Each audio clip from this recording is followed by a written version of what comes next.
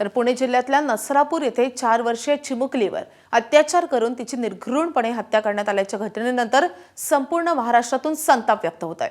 या घटनेच्या निषेधार्थ अंबरनाथ आणि बदलापूर शहरात विविध सामाजिक, धार्मिक आणि राजकीय संघटनांकडून जागोजागी निषेध बॅनर्स लावण्यात आले।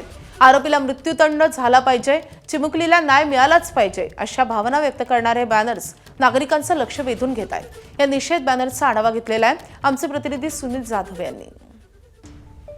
मी सध्या उभा आहे अंबरनाथ बदलापूर रोडवर आणि माझ्या मागे आपण पाहू शकता की या ठिकाणची संघटना असतील, भाजप असेल, महिला मोर्चा असेल, या विविध संघटनेकडनं मोठ्या प्रमाणात बॅनरबाजी करत या ठिकाणी निषेध व्यक्त केला आहे। विशेषतः पाहायला गेलं तर या बॅनरवरती महाराष्ट्रासाठी पुन्हा एकदा काळा दिवस, पुणे जिल्ह्यातील नरसापूर येथे माणुसकीला काळिंबा फासण्याचा घटना घडली आहे।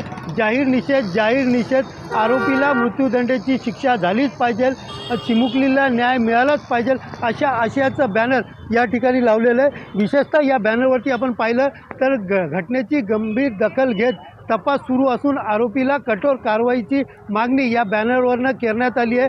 गप्प बसायचं नाही, आता आवाज उठवण्याची गरज आहे अशा आशयाचे बॅनर जे आहेत ते बदलापूर असेल, अंबरनाथ असेल, सर्वात चौकात या ठिकाणी लावलेले आहेत। विशेषतः जी घटना घडली ती दुर्दैवी घटनावरती आरोपीला कुठेतरी फाशी किंवा मृत्यूदंड व्हावा अशी मागणी जी आहे बदलापूरकर आणि अंबरनाथकरांनी या निषेध बॅनरबाजी केलेली पाहायला मिळत आहे। कॅमेरा पर्सन मितेश जैनसह सुनील जाधव, ABP माझा, अंबरनाथ।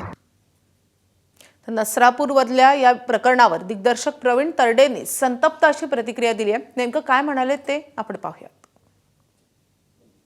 मी पोरींच्या आई बापांना एक आशेचा किरण देण्यासाठी असा एखादा चित्रपट बनवेन की त्या नराधमांना असे मृत्यू दिसतील त्या चित्रपटात की ते पाहून पुन्हा कुणी असं करण्याची हिम्मत करणार नाही। जसं मुळशी पॅटर्न नंतर शेतकऱ्यांच्या जमिनी धाक धपटशाने घेणं बंद झालं, कुणी काही म्हणा, पण मुळशी पॅटर्ननी शेतकऱ्याला खडबडून जागं केलं। आता अशा नराधमांना धडा शिकवायची वेळ आहे।